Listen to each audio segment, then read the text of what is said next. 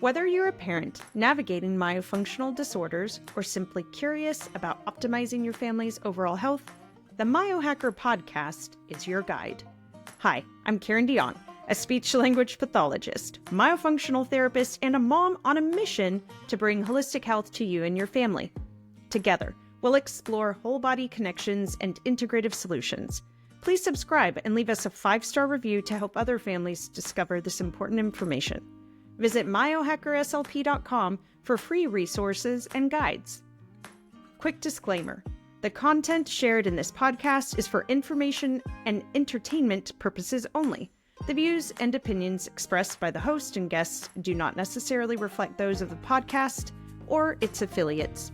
This podcast does not provide medical, legal, or professional advice.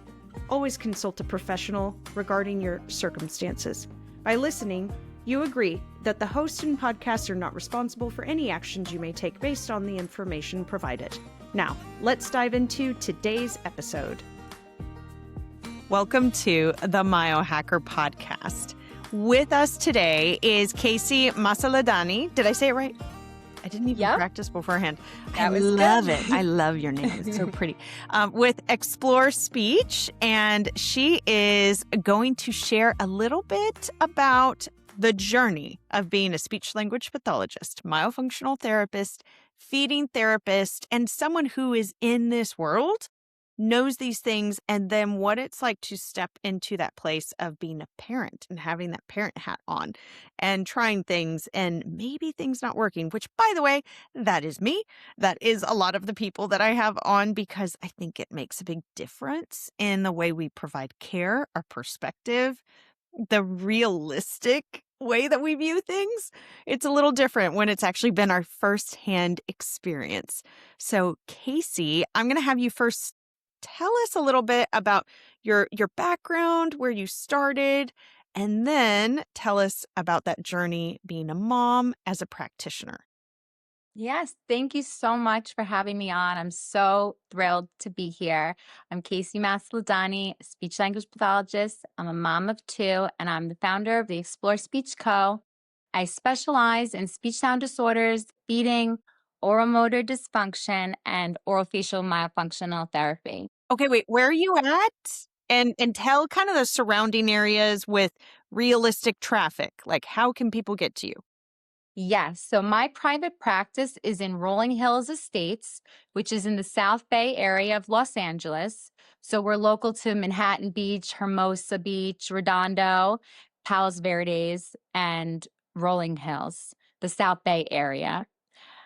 So here I provide evaluation and therapy services, and I also additionally have an online platform where I provide resources for parents, patients, and their families, as well as clinicians. What additionally defines my work is how I integrate nervous system regulation, intuition, and holistic, meaning looking at the whole child or the whole person, and how I integrate that into my sessions. Yes, which I love. And you do have lots of fun, like hacks and tricks for breathing. What are maybe some of your favorite tools? And it doesn't have to be a tool. You can be like, oh, I love this song. Like, what are some of the ways that you love to actually target breathing with your patients? Yeah. So, like any other therapy, we have to make it fun, or Yes. the kid is not going to participate, enjoy, or really carry that over into their real life. So, regarding breathing, I love to make it fun. I love working on diaphragmatic breathing with the kids.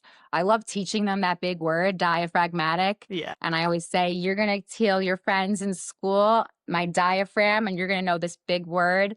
That is just one little trick that helps empower the patient, teaching them the anatomy. Yeah.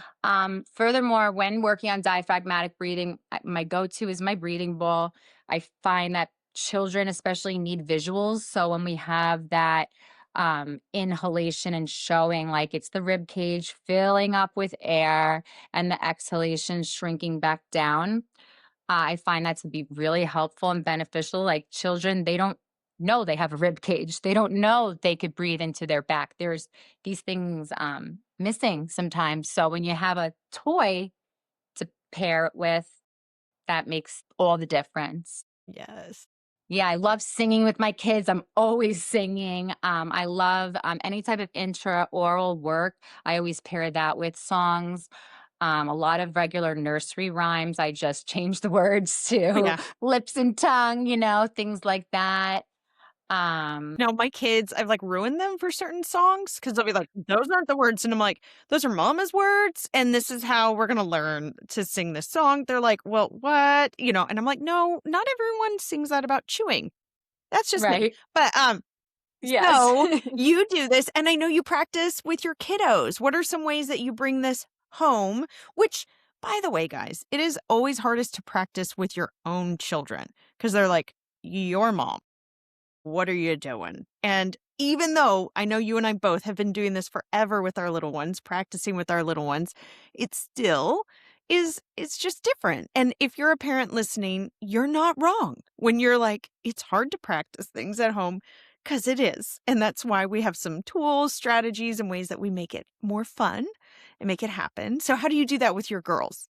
Yeah, 100%. And I love that point of making it fun and making the child have interest in wanting to complete the tasks at home. I have found really helps with the carryover because this is one portion of therapy that can be tricky, and a question I get from parents all the time, like they won't do it at home though. So we have to incentivize it. We have to make it something they care about themselves. And this really leads to overall support in life because we want to do things we genuinely care about, not because others are trying to force us to do it. So with my girls and with my patients, we do simple things like sticker and reward systems, but it's not just that.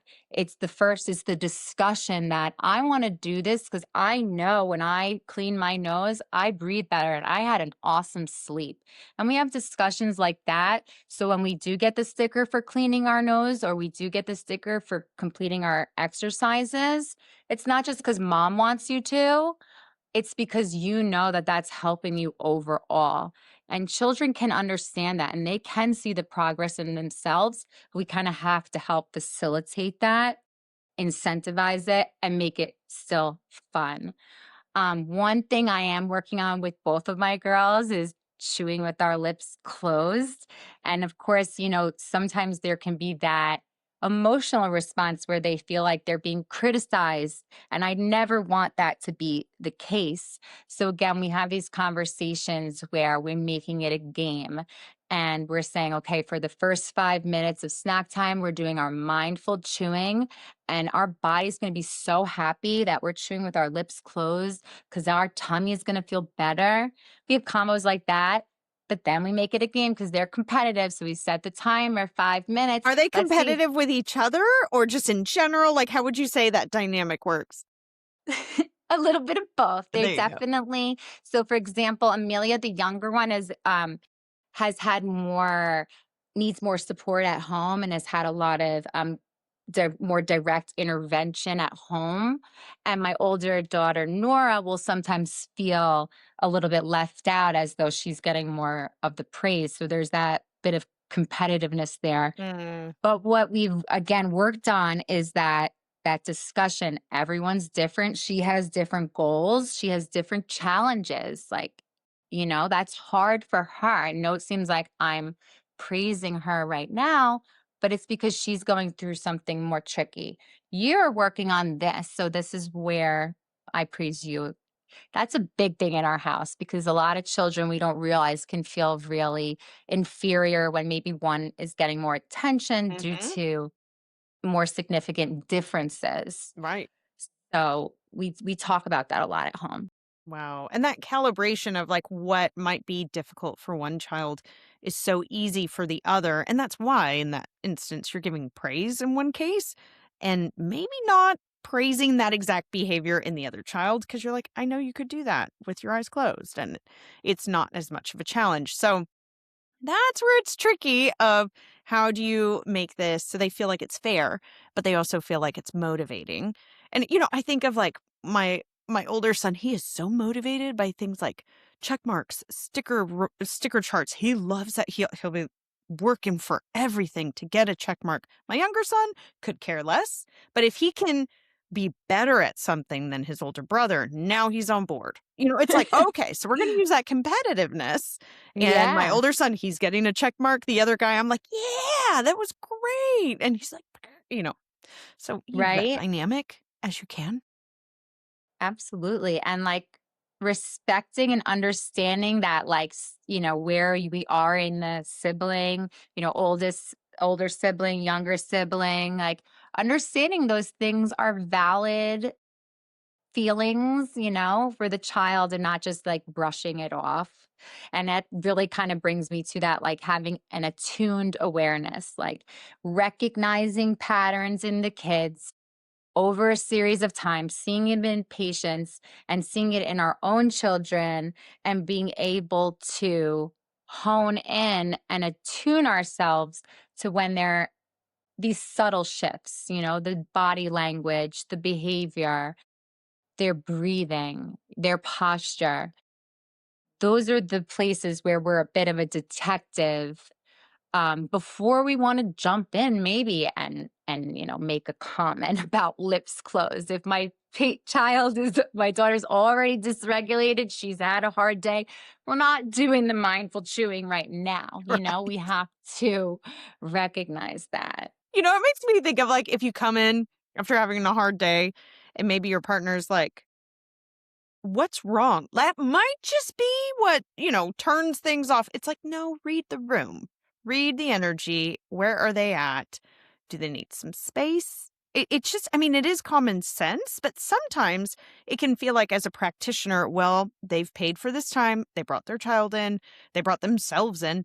We need to start hitting it out and making sure that we are attacking goals. But that can just leave, we could leave a mess in our wake if we just barge ahead. So how do you kind of toggle that and educate parents if they're like, excuse me, when is it going to quote unquote start? Like, when do you start doing things to my child? And you're like, no. How do you tell them?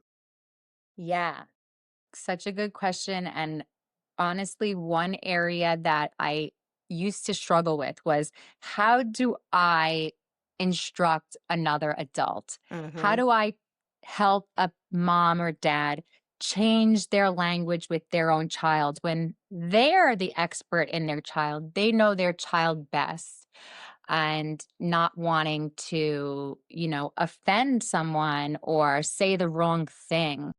That was hard for me earlier in my career. And again, what has helped with that is that pause and not needing to fill the silence in those moments, and explaining to the parent that in order to really be able to take in information, to process what's going on, and to achieve our goals, the first step is regulation. And if we are not regulated, we're not going to be able to take in that information. And explaining to the parents that sometimes some sessions are just about regulating and feeling better in our body for the parent and the patient. And when we can get our breathing at the appropriate speed and we can feel our sensations, we know where we are in space, then we're going to be able to make progress. But if we're not there, it's not going to proceed in the way we want. What? It's such an important life skill to be able to regulate yourself. I can think of, as you were saying that, like when this was back in college and I had this job and an internship and I was in a car accident and this person had run a red light and I called 911. I was so dysregulated. The lady was like, I cannot understand you. I do not know what you are saying. What are you saying? And I didn't, I'm like, why is she not understanding? I'm trying to tell her the address, tell her what's going on. I didn't have any of those regulation strategies at that point. Like, man, if I had worked with a practitioner and learned this when I was 5, 6, 7 years old and been able to practice that, like, that is a life skill. guys, that you can bring into test taking, into, just being a normal human being. Like these are great skills. So I love that you're building that foundation. Yeah, absolutely. And just similar to that story you just shared, I share experiences with my patients where I formerly may have been more reserved and didn't always share personal experiences. But when you bring that humanity into it and you explain, I could be very bubbly and hyper. I could start a session and I'm like, here we go. This is what we're doing. And then I'll look over at the kid and they'll be like, and then I'll say it out loud. Oh, I'm sorry, Miss Casey gets really excited. Yeah. And I'll breathe like that. And I'll say, I need to tune it down because not everybody likes very loud. And I find like those examples for parents really help too, because you're giving your own example and you're showing, you can talk about yourself, you can modify your own behavior in real Yeah. time and it's okay. Absolutely. Because if And they never see a model of, well, this was dysregulated, now I'm regulated, or maybe it's not necessarily dysregulated, but it was regulated at a different place. And now we need to calibrate it down so I'm regulated in tune with you. That's beautiful. That's teaching them exactly. just through example. Exactly. Yeah. And meeting them where they're at can really help support everything. So something that did come up as we were talking prior, you talked about just the impact of intuition, and you were in the intuitive myohacker. It was at that point called the Myohacker method, but we changed the name. The intuitive myohacker, and such a wonderful experience to have you in there in that beta group and to see you just I felt like you were just like unlocking doors of intuition that you were like, I'm going to open that one. I'm going to open it. How would you say that has shifted how you're practicing with your patients and leaning into that intuition now? Yeah, absolutely. Intuition has always been my guide, but I haven't always known how to label it. Yeah. There's always been something in me since I was a kid that I knew I was a little bit different than others. I was very passionate about things. Whatever I liked, I loved and I cared deeply about. That furthered, when I became a mom, it intensified these feelings and these emotions and this empathy for others that I can sense what was going on before the words were even there. And again, bringing it back to we were taught a lot in training to become a speech pathologist to assess the behavior because all behavior is communication. But what was missing was what was driving the behavior, what internal situations were contributing to that behavior, that interoceptive piece, that ability to understand what's going on in my own body so I can be a support for my patient, to understand what's going on in my child's body so I can understand as a mom what I need to do for her in that moment. So the culmination of, working in this field for over a decade and then becoming a mom and having my practice out here and working with many children where they came in as a speech eval, Hmm. but I would evaluate them and I had this feeling where there's something else. There's something going on, my intuition. And it took me a while to fine tune that but it's what I've always known. Yeah. So motherhood shaped my intuition in no way that any CEU course taught by any prestigious expert could ever teach me. Right. I have been watching development unfold in my real time in front of my very eyes over the last 4 years. I've watched feeding and breathing and speech and emotional expression all be impacted by our sensory nervous system and this regulation piece that I had never thought of before. And as I've learned how to regulate myself and I've learned more about the body and the brain, I've learned that we're communicating through our bodies way before we're communicating with words. Mm-hmm. So what has helped my practice, we take it one step further and we understand that our body is that first sign, and we search for that perhaps internal disruption that may be that first initial trigger. And then we can identify other symptoms and diagnoses for, so forth. So tell me a little bit about that. You said like people come in and they're coming to you for a speech eval. And Yeah. then your intuition's like, it's a little bit more connected than that. You don't have to give specific examples that patients listening are like, hey, that's me. But maybe talk about just relative themes that have come out. Yeah, for sure. So, clinical intuition is not something that replaces evidence-based practice, right? It's something that partners with it. Yes. So, when we have a patient coming in, we're still having an understanding of the research. We still know our frameworks. We still have our protocols on how to assess them. Where the intuition comes into play is that what and why. Why am I assessing you in this way? And why does one thing connect to another? And really, the experience with these patients as more and more of these similar but different, cases have come in where the mom was concerned about one thing, but as I've helped peel back the layers, a lot of times the main concern was this, you know, dysregulation. They can't express themselves. They can't, and then you peel it all back and you see they don't like to wear socks. There's so many different things that's impacting this child. Right. And when you can help the mom that, or the parent rather, that light bulb go off and you explain they're not just acting this way, it actually feels like this to them. And you see the parent's face go, oh, okay. So they're not just, they don't just refuse all foods because they're being difficult. They don't only like this specific brand because they're being difficult.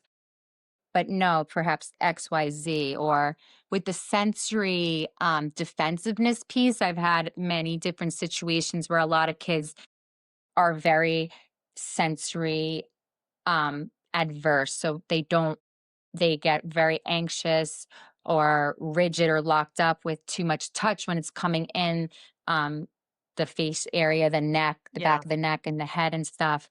And a lot of those kids may also be a little bit aggressive, or they're push, or they're throwing things. And the parent thinks like, yeah, I'm so sorry. That's just how they are. No hitting. We're working on that. Mm-hmm. And then I explain, oh, well, he's feeling really threatened because, his sensory system, he's not taking the information, for example. Yeah.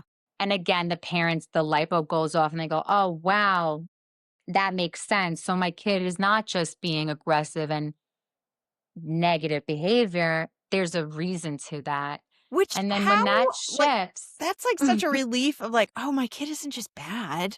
right? Because otherwise it's like, oh, and people just, I have felt that where you're like, oh my gosh, are we headed to jail? What is happening? It's like, but actually, yeah, when you look at it, so many people that have gone to jail, it's like they have these sensory systems that have been dysregulated. What could have changed if we could have helped them at a younger age with sensory regulation? Guys, I'm not saying that sensory dysregulation leads to that. It's just, it leads to an overt expression of emotion, of aggression, of like, how are we processing things? We need that support. And it is not because they're just wanting to do harm. They're wanting to hurt. It's no, they've got to actually express and shift through this elevated energy that is in their body. That's like, it's just wanting, almost like you've shaken up a Coke and it's ready to explode. You just got to take that pressure off.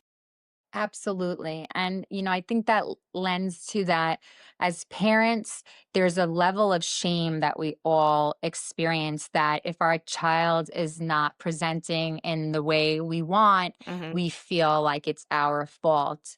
And, that's due to the society that we live in, the expectations, the media.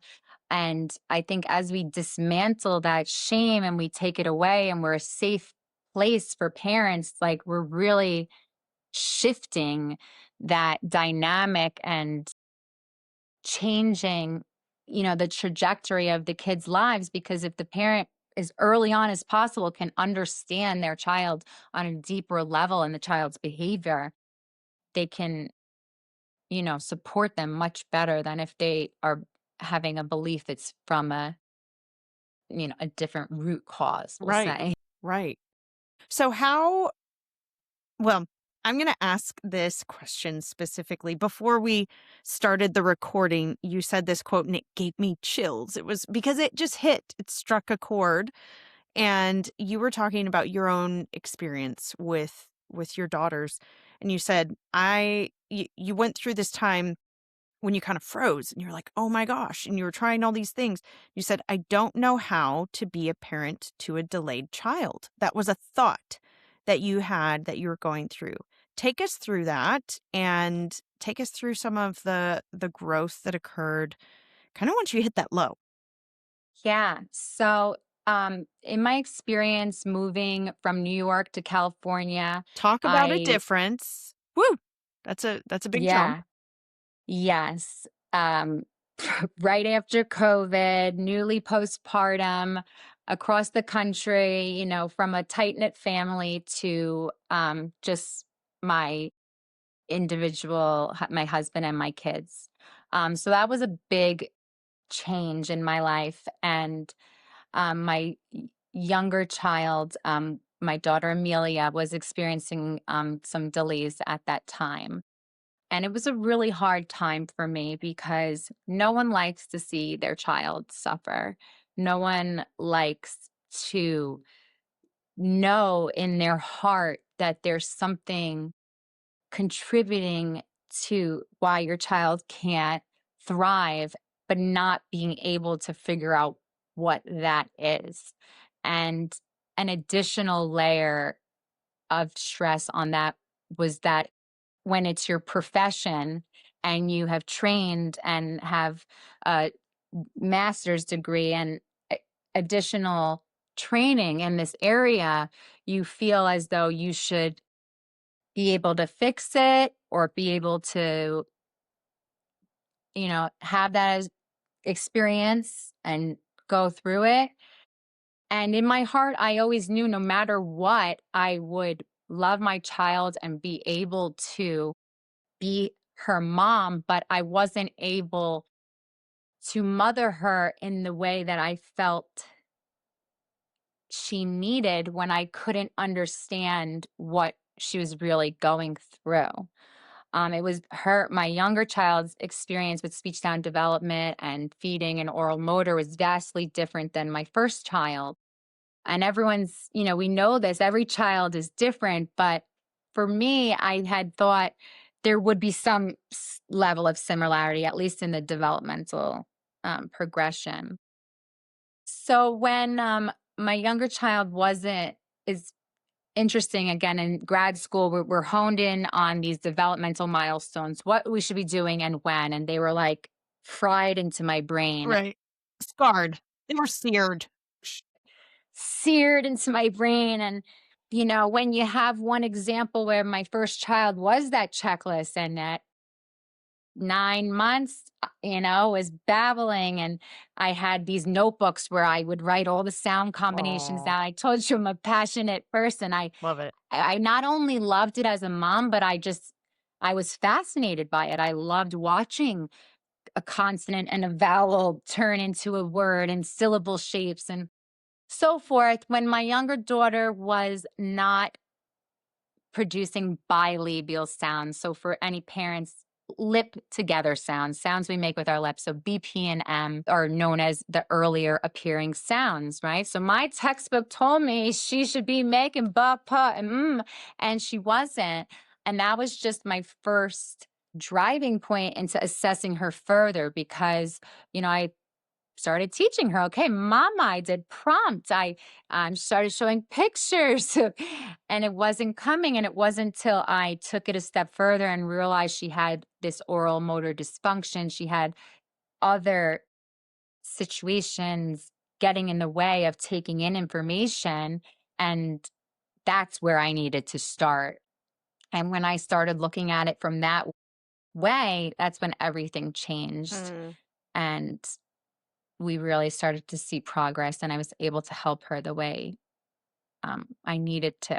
So how did you start seeing progress? Like, what do you feel made the shift when you were like, things aren't progressing, to making it where suddenly you were seeing changes, you were seeing developmental shifts? Where did you see that she started to make progress?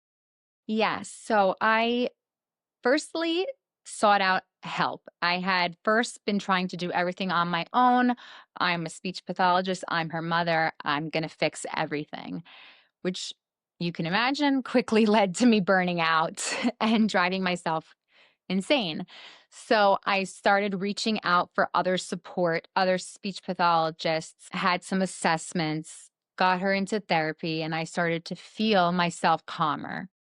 But I knew still in my heart she was going to require some specific types of intervention and some specialized providers who could really see her for who she is and what she was experiencing. She wasn't going to be your traditional speech sound session, early language, early intervention session. There was this oral motor piece. And what really changed everything was after I had gotten some support from other providers, and I had a provider look at me and say in a very compassionate way, "How are you? Are you okay? This must be hard. She's got a lot of energy. How are you doing?" And I remember I just broke down and I just cried and I said, it's really hard. I feel like I should be able to do everything and I love her no matter what, but I must be able to help her. And when that individual who's an angel to me You want to give her a helped shout out? me. You can. Yeah, Nicole Archambault, she just really, from All Space Therapy, I took my daughter for an evaluation and I saw her and I said, she has an OMD. She has a lip tie. Her boluses are not formed. She's not making bilabials. Her MLU is not, and she Gosh. said, okay, thank you so much for that information. And she said, are you okay? You Wow. know, and I said, but on Instagram, they say that it's, this type of language processing, but I don't think she's actually that language processing because she's also has this OMD. She was an interesting case. Yeah. And the flavor of the month on social media can really make you, second guess yourself or, at that time, the accounts I was really a lot of information that was coming to me at that time was making me feel one way, Yeah. but my intuition was telling me something else. And that's why I sought out so many different evaluations because I had already done 2 or 3 before I had Wow. met with Nicole. Wow. Yeah. Which that can start to become a lot of noise. A lot, especially Yes. because you're going to get conflicting information. It's not Yes. necessarily that anything is wrong, but people might prioritize treatment in a different way. And then you can start second guessing, like, wait, who's actually right? So That's how did you decipher who was right? that's exactly what was happening. The approaches again, because it's just you have to individualize things. And when there's different things going on that I felt with my child, um, that's when I did seek out for Nicole as she had this additional oral motor perspective. But what is funny is I went to her thinking she was going to talk about, a lip tie release and all of that. And she said, we're not even there yet, Casey. We have to help her get regulated. And I have to help you get regulated so you can help support her. Right.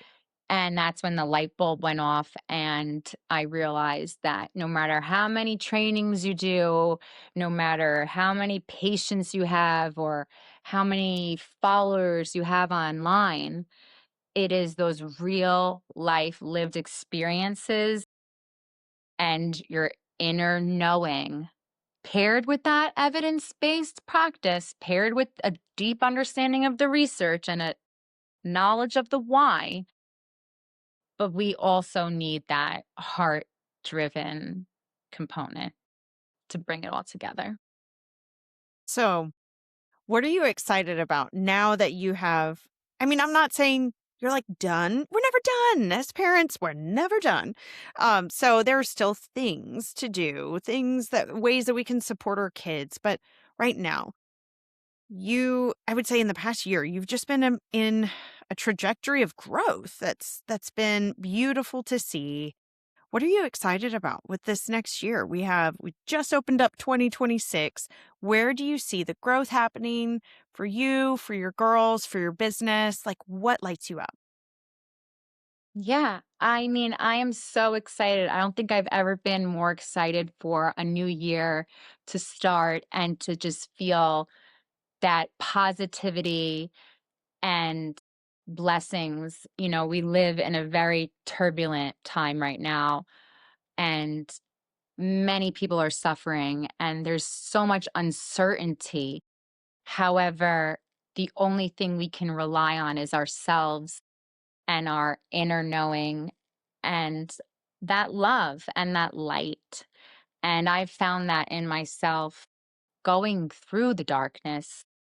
They always say it, you can't find the light till you go through the darkness. And when you're in it, you just want it to end. And it was a really hard time in my life. But now I feel grateful for those experiences and I feel empowered to continue to push forward and so empowered to help my girls know that being passionate is not a weakness and having interests that fill up your soul and you care deeply about is not a negative thing. And that recognizing patterns and having these intuitive feelings, those are real. That is not just woo woo. And I am in the business of helping children learn that from a very young age, that they are powerful, Yeah. they can change Yeah. their own lives, and that it starts from that belief and that knowing. And it's not always easy. In fact, most of the time, it is hard. But if we can continue to regulate, continue to breathe, continue to see that light and see the love, we can really just help be there for each other and change the future for the children and the parents of this world. When you talk about the passionate and it not being a bad thing, I think of, especially in grad school, oh my goodness, I feel like they tried to squish it out of me. And I think I learned from the time that I was a child, but especially in graduate school, that my passion could be very activating for people in a way that it was just too much. Just stop it. Don't do that. And I know you have had some similar experiences. I'll just say in the SLP community, it's just sometimes there's a little bit of that. Stop that. Behave, sit down. And we're just not going to do that, guys. We are going to be people that are causing a little bit of a ruckus over here. I want to just bring out that you are now someone that is just sharing your joy, your mentorship, like your experience. Casey has incredible mild experience and just diagnostic skills, assessment skills, and She is someone that you can call for a discovery call, do a consult with her if you have a difficult case, and you've heard her kindness, you've heard her gentleness that has come through. She's passionate, but she's gentle.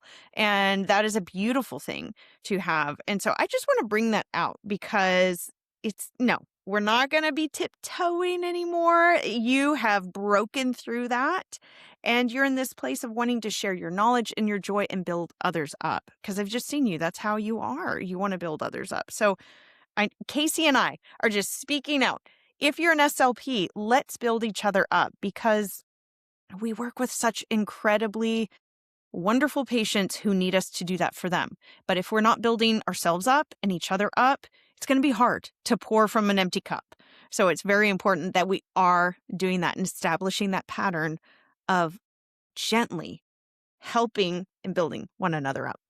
So Casey, how can people find you? How can they connect with you? And what are some things that you have that you're excited about? Like I said, in 2026, some offerings, some ways that they can connect directly with you. Yes. Thank you so much for those kind words. I really appreciate it. And I couldn't agree more. We all have our unique skill set to offer, and we should all let our lights shine. Yeah. Anyone who would like to continue this conversation can find me on explorespeech.com, as well as at explorespeech on Instagram, as well as on Teachers Pay Teachers. I have some free and affordable resources on there. I have an introduction to treating oral motor dysfunction introductory guidebook, which is available for free, as well as a longer version that is available for $6. And I also make some positive affirmation cards that are available on there. Some are free and some are $3. I love using those in my therapy to help inspire positivity and to make things more fun and enjoyable. I also love connecting with other moms and therapists alike, and I'm excited to be offering coaching calls.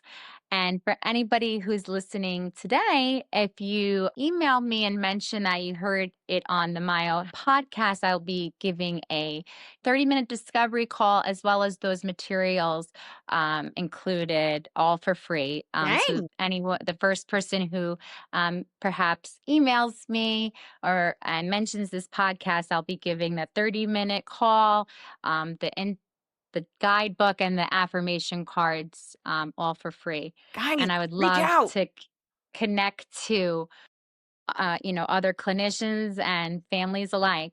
So exciting. Okay, well, that is an opportunity you do not want to pass up on, guys. So go follow Casey. She's a delight. And she and I just love it. With social media, we are true friends. I've never met her in person, but we are soul sisters. We are definitely friends. So.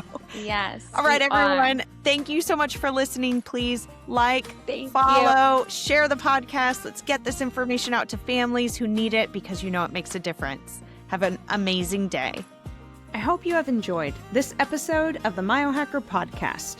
Remember, small changes can make big impacts on our overall health and well-being.